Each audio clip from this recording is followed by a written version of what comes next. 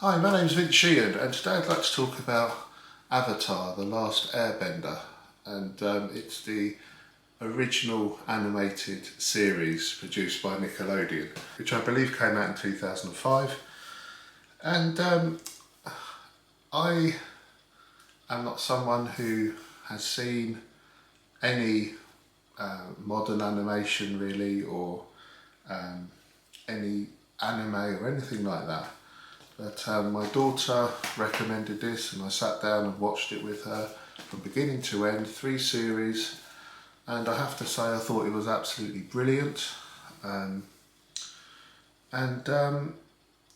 Just a reminder that, you know, some children's shows can be just as good, maybe even better than many adult programs.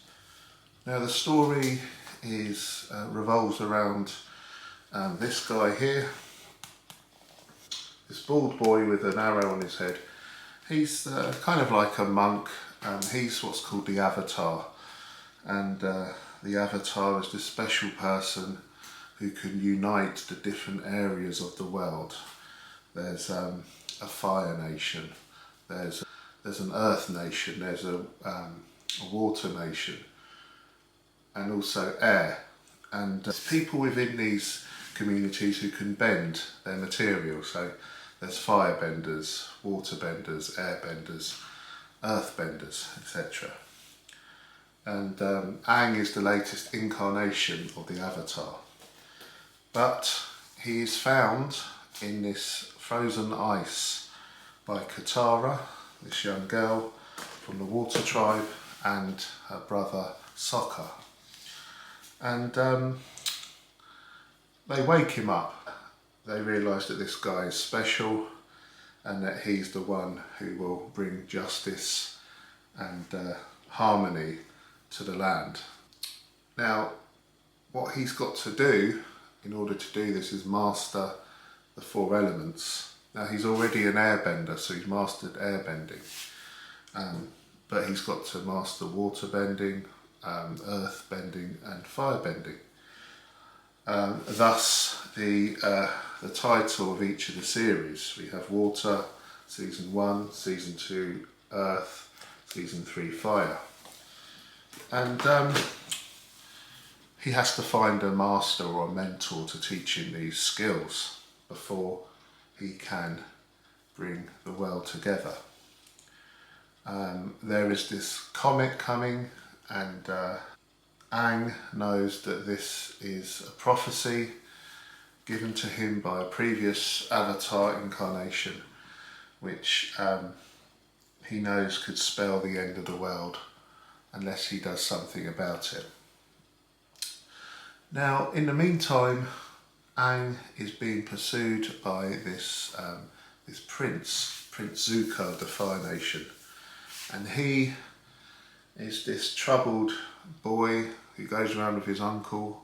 His name's Iroh, and Prince Zuko he's lost his honour in the Fire Nation. His father, the Fire Lord, has basically disowned him, and Prince Zuko sees finding Aang, the Avatar. He knows that if he finds him, it would restore his honour. So he's this rather troubled, moody teen who's going after Aang on these steam-driven and rather World War II looking warships. Now Aang has to go on a journey which, with his friends Katara and Sokka, will take him eventually to the Northern Water Tribe, where he will find a waterbender to teach him how to bend water. But in the meantime, there's many adventures. They help villages and communities on their way. Aang realises he's in love with Katara. They fall in with some pirates as well, and they try and get rid of Zuko.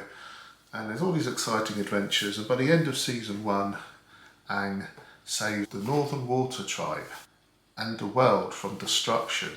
There's this particularly nasty general from the Fire Nation called General Zhao, who wants Aang, the Avatar, destroyed, but he almost causes a collapse of the whole cosmos by killing this mystical fish which represents the moon.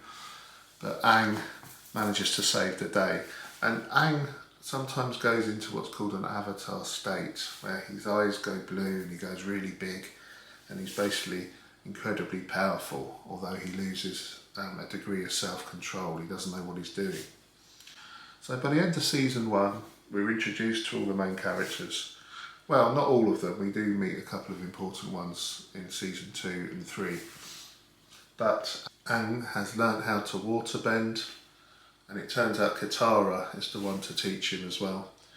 And next he needs to find out how to earthbend. So season 2, they meet this person called Toph, who's this blind girl who is an expert earthbender. And she's the one who will teach Aang how to do his earthbending. And she's this great character. She's very likeable, very irreverent, and she helps Aang, and she becomes part of the team, and they carry on. And in season 2, we were introduced to Prince Zuko's sister, Azula, who's she's completely mad, she's completely evil, and she's out to get her brother Prince Zuko as well as the Avatar. And it's in season 2 that we realise Prince Zuko is a rather conflicted character. And inspired by his uncle, he realises that he doesn't have to go down the bad path. Season 2 ends with them going to this big city called Ba Sing Se, which is a rather frightening totalitarian place. A bit like, I guess, North Korea, you might say. People are only allowed to say certain things, and there's this sinister secret military force there, keeps everyone in line. And actually at the end of season 2, Ba Sing Se is toppled by the Fire Nation. They want to take over the whole of the world, and Ba Sing Se is the main city in the Earth Kingdom, and they manage to take over that with Azula in charge. And in book 3, Fire, the final season, is ultimately about the team growing together and working out how they're going to defeat the Fire Lord, the Fire Nation, and for Aang to bring harmony and peace to the whole cosmos. And it's in this season that Zuko finally sees the good in him and follows his heart. His heart's been changed somehow, and he joins the group. And they accept him somewhat reluctantly at first, and Prince Zuko becomes a member of the team, and he teaches Aang how to firebend.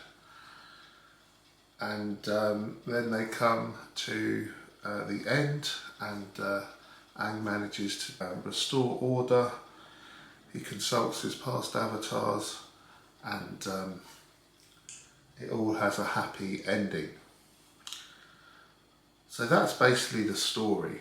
And I guess it's in 3 series. And what's so delightful about this series is just how invested you become in the characters.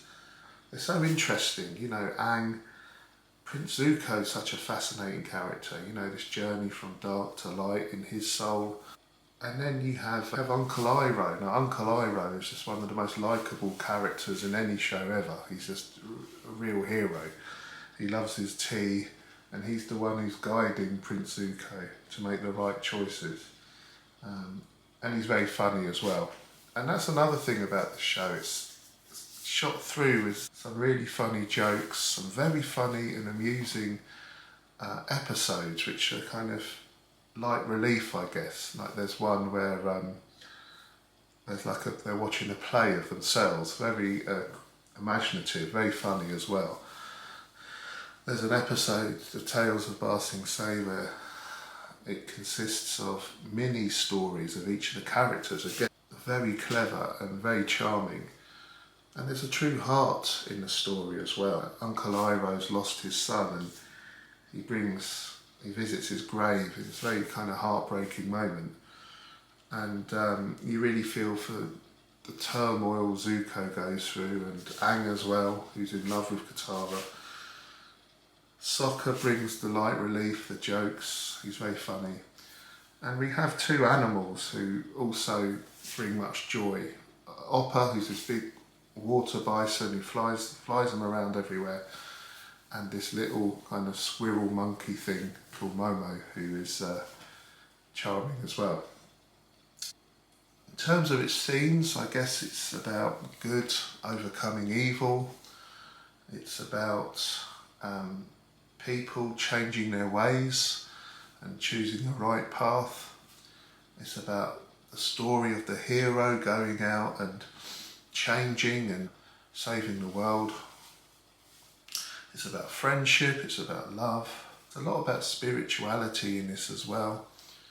It really is a fantastic series, and whether you're 5 or 50 or 100, I think you'd really get a lot from watching this if you haven't watched it already. The animation, of course, is wonderful as well, and yeah, please check it out. I've just included a brief slideshow of the structure of each of the series and the main themes as well. Thanks for watching, bye.